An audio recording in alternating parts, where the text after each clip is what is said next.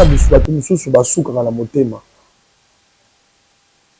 elingi oloba te ke makambo ayembi eza bongo non nzambe bako-oblige te baobligeaka nzambe te o banzambe il faut olongola te baobligeaka nzambe te mais tokoki mpe koexprime mposa na biso na motema kati ya esambeleli na kati ya langage luba ezalaka mingi eloko wana ok affirmer eloko aleki sous-entendu non parce qu'ils ont un contexte quelconque parce que le côté l'erreur théologique est tellement flagrant que c'est pas ça la démarche oko lo baté nzamba longola ba ange c'est sûr qu'il bien très bien na yebi te amataki na innovation nini degré nini yango ya komaki kwa yebisa nzambe ke longolanga ba ange na yemba donc eza biloko mosusu soki umati na dimension ya likolo mingi namona yango mingi epai bandeko nanga baluba en même temps il a comparé seulement comparaison on a comme sous-entendu comme affirmation c'est-à-dire que et là le baquet zambelangi tellement na kumiso que même ce qu'il était possible que ba ange ba longwanga na sa musa na place na bango je le ferai ba mataka penza mingi ali so bazo adorer et comme à niveau moko boya zo ata kiti ya babayo ngai na risque na risque ba babanga kiti wanga na kata kibonza pasteur wale saka moko ayibi be mukolo moko papa ale moloto ami bengaka 25e vieillard moni ye mo sanga ye abenga pena allo José Nzita ngabi oui président abi oyo 25e vieillard babi nazo ba 25e vieillard na abi ale moloto vous mon Bible je dis tout ce que vous demanderez à mon nom je le ferai ce qui peut-être na yebité akanga maki ne loko wana peut-être verset wana nde moto inspira ki ye lokwa baki nyonso bokotenga na kombo na wana kopesa peut-être pour naye amonaki ba adoration azo sala alingi ye moko ayembela ngonza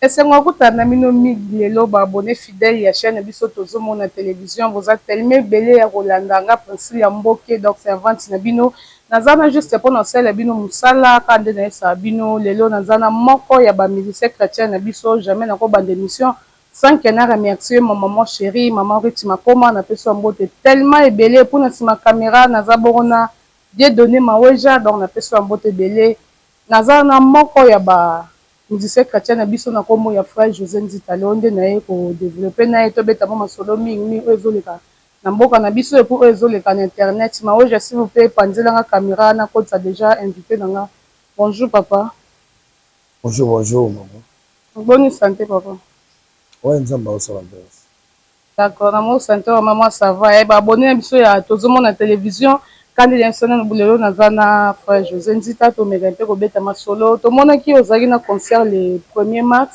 mais quand peut expliquer biso le quand ndenge ni concert en très bien concert bien très bien yamba tsaki lo boko na ye ba basala ki donc mais maintenant émission nyonso bino nyonso kendaki hein non mais ezali kambo ya on a concert à Paris. Oui, concert à Paris. On a concert à Paris dans les salamités. Parce c'est ça qui que quand on dit au côté ça qui va dossier, m'a payé ambassade. Ah ok. Quand m'a payé ambassade, on a des salariés que tout reporter qui voyage en gros. Reporter concert pour tout le monde qui déjà comme juste. Comment tu vas avoir visa, je vous visa une semaine avant pour que on ça préparation de les en auto benga qui battent à Paris que ici bango to ça entre mai et juin. OK. Ça Paris mais bétami que tu changes des dates. OK. Et ça y bango baza tu changes date en attendant toujours bundana. Makambo ba kanda. Ça fait déjà combien des années puis et ça vraiment ba ngonga tellement belé au beta sonera je crois José. Mais umeli depuis quand makambo ba nini za la vie ba battant. OK. Oui, il y a qui moi problème mais dit que biso no je te dis banda ndeko fali ya sala ga biso mo asali moi play en tout cas tout le bango to bombaté yende penza mutasali que moi ba conseil zonga na poto ko atanga ka beta ki makambo na sali mu boulot ba français sikoyo ba bois kimi se pas ba combattant ba mesure et bimis koyo et ça le qui moi ba combattant ba tsape na c mais entre temps toujours les merci pe ba combattant pour démarche na bango za qui important pour na mboka na biso lelo so makambo soki ezochanger na mboka oyo eza grâce ya bamaloba na bango grâce ya bapression na bango ebongoli mpe makambo ebeli na Kinshasa. Je crois que bazalaki important mpona biso bazalaka toujours bandeko na biso nga nayebaki na ngai un jour tokozala ensemble tokoliaka na biso sika moko toa makila moko. Ouais, je vous dis, ça rappelle l'orchestre pour vraiment presque bamisé belé au monde rabaza l'orchestre était soit monde qui a comme un moment ba concert toi monde qui a bien sama bon mo ba que le kabato yo mo za l'orchestre nanga bana mélodie bana mélodie. Ah OK, oh ba bana mélodie l'orchestre na mélodie du ciel. Vous en orchestre il faut ça na bato ba yemba. OK. Bon répéter un peu. Très bien. Ba journée na journée en coulisses ou bien ça non ba coulisses tout ça la nuit ba coulisses biso linga na biso pena bato ba ya te bato ya soko toujours préférer banzembo sika to soto ça ba préparation ba concert coulisses kaka ngata ba salle ko bana ngobele bokangi na mino bwana kati bo travailler ba membre là ba kota na bato. D'accord, merci beaucoup frère José dit américain un peu pour expliquer biso pour les lots polémiques comme ça les matrone internet. Ba musique chrétienne au bino boyembaka ezaka inspiré ou bien boyembaka tika boyemba mais quand on peut expliquer ba abonné à tozomona bokomaka ou bien ezaka vraiment inspiration tozoyemba inspiration yembaka inspiration nzambe yembaka inspiration nzambe pour la pression oyembi mais nayebi que na kolobelaka konga nayebi konga na yebi eza ke nzambe akopesa nzembo na ndoto nzambe akopesa nzembo okomi nzambe akopesa nzembo na mateya nzambe akopesa nzembo na bafait sociaux bafait naturel donc likambo oyo bato baosala otali yango oyo par rapport à la bible epekisi yango okoki koyemba yango mpo exhorte bandeko bazosala c'est ça mais ke mpe kopesa biso mwa différence wana entre musique inspirée na musique vraiment écrite différence musique inspirée ezali musique au molimo centre lié moko ayebisi parce que biso toza ba adorateur on adore Dieu en esprit tu vois alors molimo na nzambe yango nde yebi mitema yende ayebi mitema ya bato tango azopesa message ayebi ke na message na opesa ye eza po mama nani oyo yabika message na opesa ye ezali po bakongole nyonso bafungola biso eza bongo biso to dépendaka plus na nzambe ye moko la Saint-Esprit c'est lui qui connaît le cœur na yeba pusa na yote mais kola ko yebisa ye manzembo moko oyo rencontrer ba pusa na ça veut dire Dieu veut te consoler mais il passe par moi ngala ye nzembo moko ko yo motema na yo eza consoler nzambe asaleli ngai lokola canal ya lipamboli po yo ozwa lipamboli. C'est comme ça. D'accord, merci beaucoup frère José Nzita wana tozokoba toujours na émission na biso tomoni nzembo ya frère na biso Benjamin Kayombo circuler mingi na internet bato ebele bazoloba ke o nzembo ne j'espère que oyoki yango po aza pe confrère na yo nzembo ya longola baange wana en tant que yo oza pe musicien chrétien mais quand peut expliquer biso longola baange wana donc yo en tant que mo chrétien oyoka ngo ndenge eza vraiment nzembo vraiment eza inspiré ou bien ayembi kaka. Non mais attends moto ako juger te soki eza inspiré te mais eloko na koyeba ngai eloko nayebi ke eza na biloko mosusu moto akolinga alingi yango ayebisi nzambe na lingi yango ngai azoyeba eza na biso bato mosusu basukaka na motema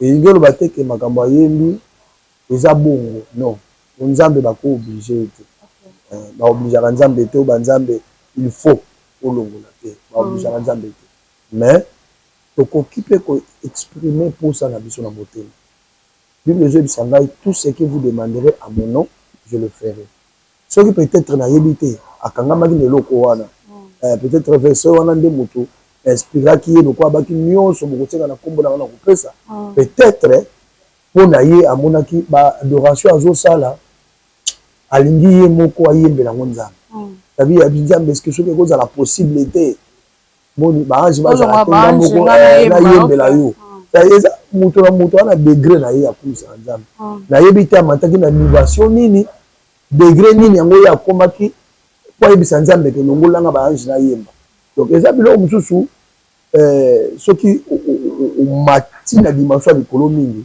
namona yango mingi epai bandeko na baluba ya baluba eza na formule moko ya exagération ndenge ezala na balangage nyonso ya bahyperbole ezali baexagération non c'est ça alors eza na formule moko exagération aux métaphores je vais dire comparaison eleki mbango comme en métaphore c'est-à-dire que tant azosambele pa nzambe technique et improvisation, c'est ce qui fait que les loups aiment dire qu'ils sont des juifs. C'est quelque chose qui est dans la Bible qu'on appelle des teila. C'est-à-dire qu'Azo a improvisé directement Azo en même temps. Et tant Azo en même temps... Tu vas comme une lola. Tant Azo en même temps, il a comparé seulement. Comparaison, on a comme sous-entendu, comme affirmation. C'est-à-dire que, et là, l'obake, Zambelangi, tellement na kumiso que même ce qu'il était possible que bah ange ba longwanga na sa musa na place na bango je le ferai. C'est une formule de style que tu trouves dans la Bible. Paul utilise quand il parle de l'amour azoloba même si vous pourrez prendre tout ce que vous avez donné aux pauvres. Et ça forme exagération. Et nakata et ça meleli nakata langage luba ezala mingelo kwa. OK à affirmer eloko à l'équipe sous-entendu non parce qu'ils ont un contexte quelconque. Parce que le côté l'erreur théologique est tellement flagrant que c'est pas ça la démarche. Au cours le bâti qui nous a mal c'est sûr qu'il bien très bien. Mais ça expression ça même s'il était possible qu'à la place de ce que font les anges, nana sala ou non sala. Tala par exemple yes azolo mon bateau non so ba kumisenga tata mabanga. Voilà. Et ngoro ya ngonde mtengo kumisa. Ngoye mbate mais ils ont formé moi exagération et je mérite tellement la louange que n'importe quoi d'autre l'aurait rendu si l'humain ne l'avait pas fait. Alors but il y a et l'obéli au one on comprend en tant que quelqu'un qui a grandi dans ce système là. Et ça toujours technique il y a exagération au solo bagay même s'il était possible que ba mataka penza mingi ali so bazo adorer et comme à niveau moko boya zo attaque ya bamba yo.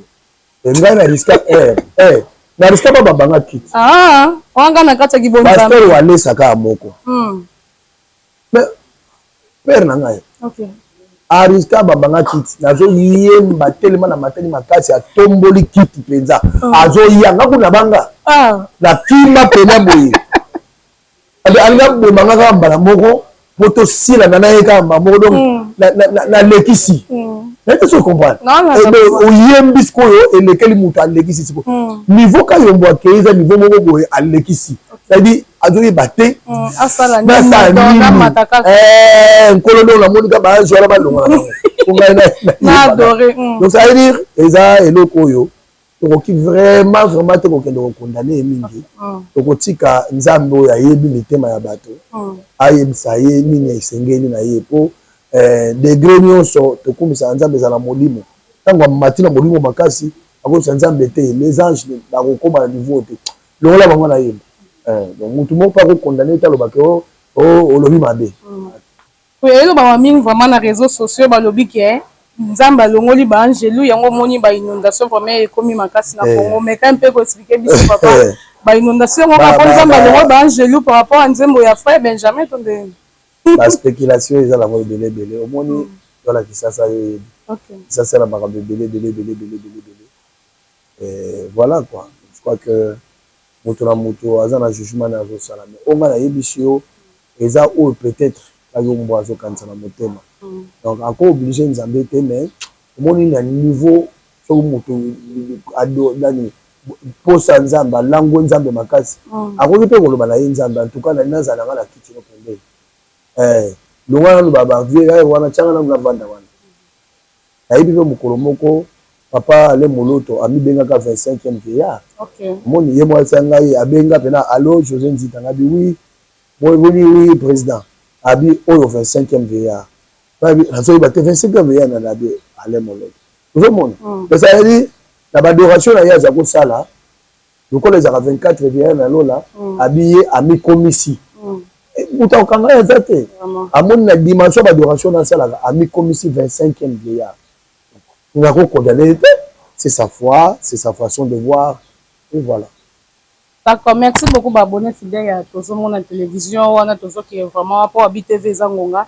Tout le monde qui confrère na yo pasteur Atoms à l'écart qui vraiment une émission à lobby que yé pour biso ana kinto ebi que pasteur Atoms azaki ne 19 Philadelphie non pour le moment lobby azali susu awa na kinte azo pesa ba pasteur Philadelphie nini cours en ligne. En tant que yo pe oza nani confrère na elo ni ko lo ba parler est-ce que ça le makao bien après ça va passer à philosophie cours en ligne. En ligne. Oui, so aza musika. Ah. Oui. Bon, boyo mutavanda so a taza na Canada. Lelo so boza na posa abate ya biso. Ate ya biso mena no zo via ya bikonos. Non? Internet c'est fungwama, makambo ebele fungwama, possibilité ya kote ya ngai kuna zala kata musu na bonda la kapona bato en ligne. Siko to ba prière wana nzamba oyo bango te. Ayoka ka. Atango zo yo kangai ya bi simba la motema. Ba miracle belé salama. Na landa pe mukomo le pasteur Walesa abondela pour la joueur moko na poto. Malade ya simbi bon abiki. Donc je crois que Nzambe na côté spirituel azana ba limite le pasteur Atom sa côté ya ali ko pesa biso cours en ligne. Soki tozo kota kutu na ba internet tozo ko la ba domaine mususu en ligne. Poani te maloba Nzamba ali. OK. Ba mécanicien mususu ayo ko la mécanique na classe te. Akota ali atanga ngwani pe akomi mécanicien. Ba sœur mususu basala ka ba beauté. Esthétique, esthéticienne mususu bakoma okota ka en ligne abeti na internet bo azo ba cours na en ligne afuta mbongo na ye. C'est ça, donc je crois que eloko wana eza tabou na nous. Est-ce que papa c'est vraiment possible il faut tika ka église akende ko fanda na Canada? Non, mais soki Nzamba pêche au mission que biso sala makambo Nzamba lingi. Si Dieu te dit allez au piquet, Nzambe mutatinda, Nzambe mutapesa la mission, Nzambe mutaordonaka.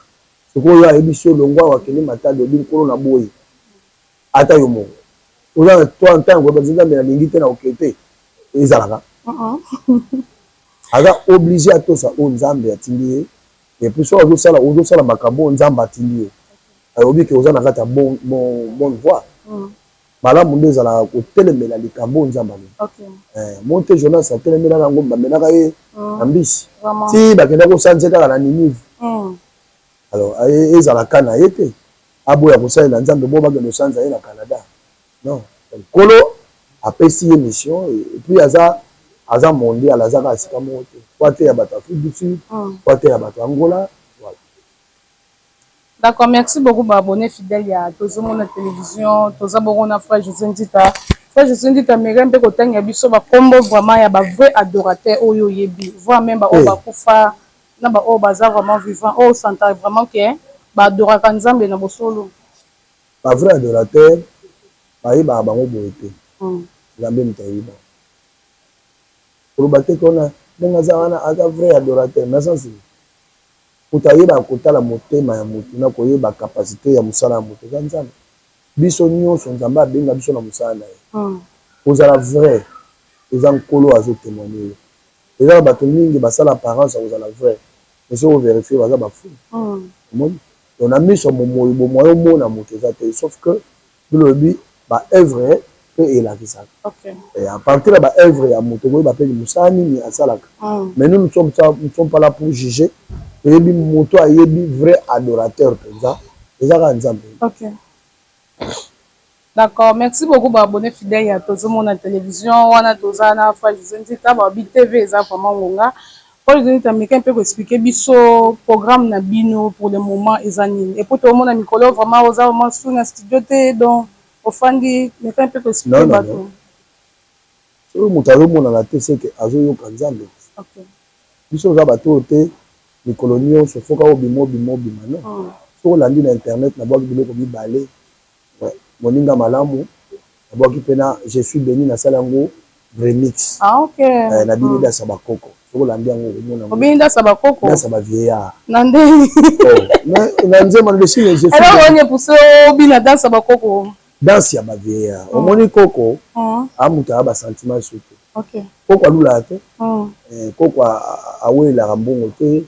Koko asala course na moto te po okuti okebi te na bilamba kolata bapesa na ye ayini na name mabatu tozala humble tokita tozala lokola bana mike parce que soki obotami bakolata so bilamba c'est que âge plus ça comme le colo on va sur la table là-bas monter là tu bilamba c'est-à-dire bateau ba vieux bateau là nzambe ce sont des vieillards ba vieillards wana baza ba oyo ba bosana nyonso moki ba koma kaka na lo anja nzambe et soki to ma musique na biso na niveau ya kokoma ba koko to zala suna ba sentiment to lula lisute vraiment to sala suma bulute to lula basi ba kite parce que koko ala tina lula sute asa sali kolo akomisi comme déjà mokolo alembi na yo kola oui nani ngaka na ma musique na biso to koma na niveau ya maturité OK dans sa vie vraiment c'est bon ouais bah bien ça vraiment na plateforme nyonso aza vraiment na posa nango au loko télécharger voir même na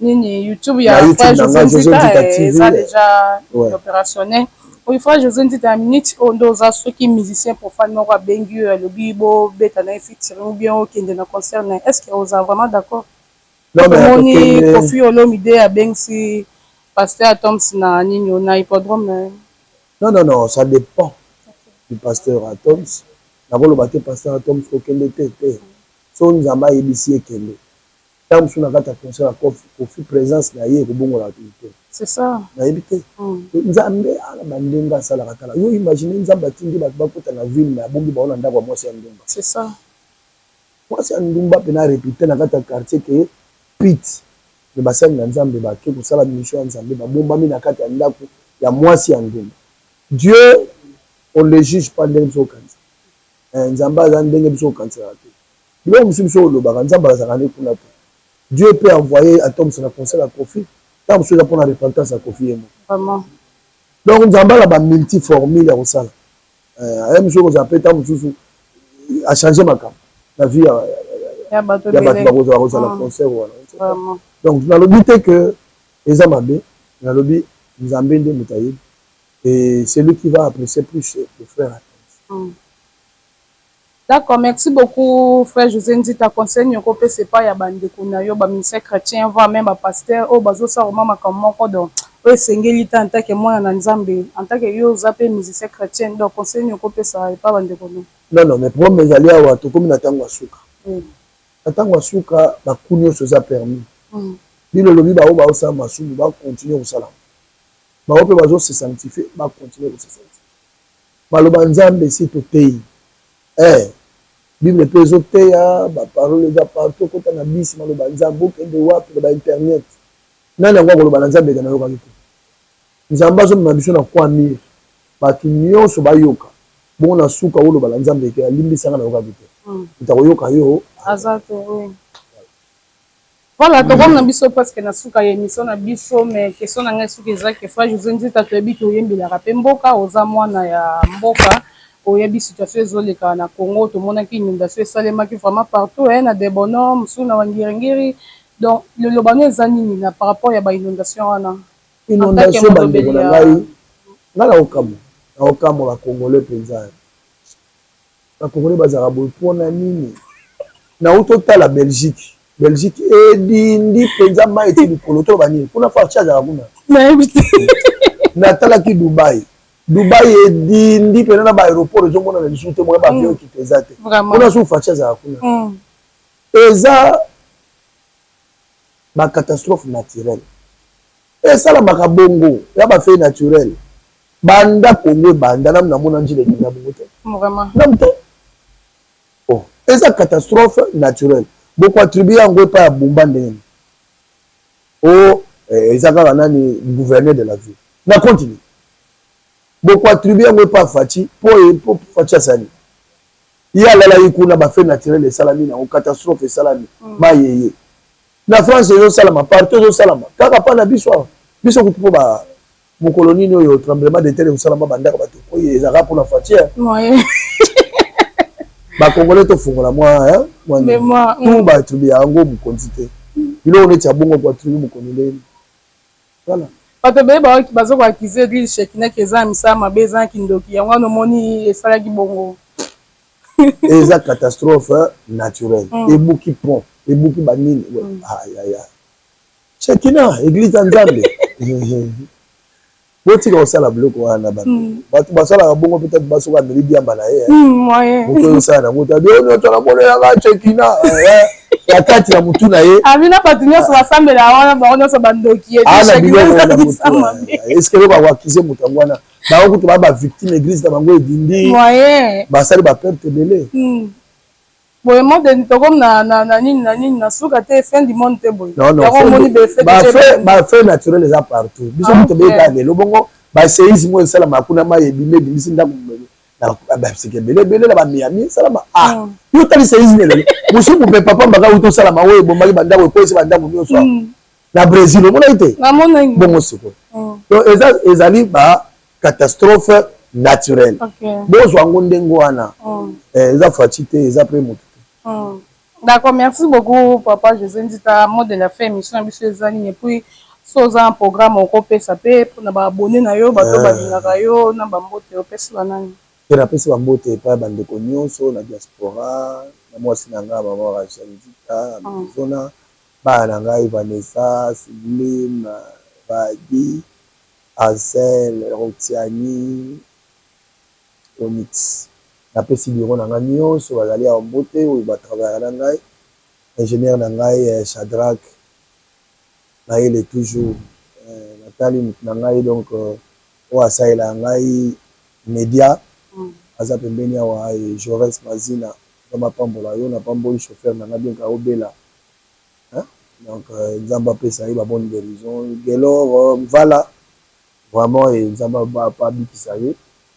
Donc je crois que la pamboli ndako na mobimba na yo pe bana mélodie zamba pambola bino na bosani pasteur na ngate pasteur Didier Nkulu na mama Malachi ya bino angoyo l'église na la pépinière je vous aime beaucoup voilà donc je crois eloko na ngolo bangwana bosani mokonza mboka te s'il vous plaît konza mboka zamba pambola yo na be fort ozo sala to moni pena diplomatie ya musuni na président pe ya musuni na mboka pe ya musuni. Ça veut dire Congo Moussuni na Moussuni ya wala diplomatie Moussuni. Pati beton. Atali bawazalendo donc bawazashu Moussuni. FARDC Moussuni. Donc guerre yo esili nango. Nous avons senti bien kende yo kende boy. Kala mingi tawa. Kimi koti. Donc to rekite mangu surtout pour taba américain ba ya Moussuni pe Moussuni. D'accord, merci beaucoup pour abonner fidèle à la chaîne Biso Tozomo na télévision wana bozaki tellement belé ya kolanda émission na Biso quand les insabno bon continue toujours pour s'abonner massivement na Tozomo na télévision vous a vraiment décidé là je salue ma maman chérie maman Retima Koma na personne mbote belé puis monsieur Dieu donner ma weja monsieur Ribe Samba famille Mboke famille Soudou na personne mbote tellement belé bozala vraiment na on a kolanda émission na Biso vous a vraiment décidé na tiki bino bisous bye.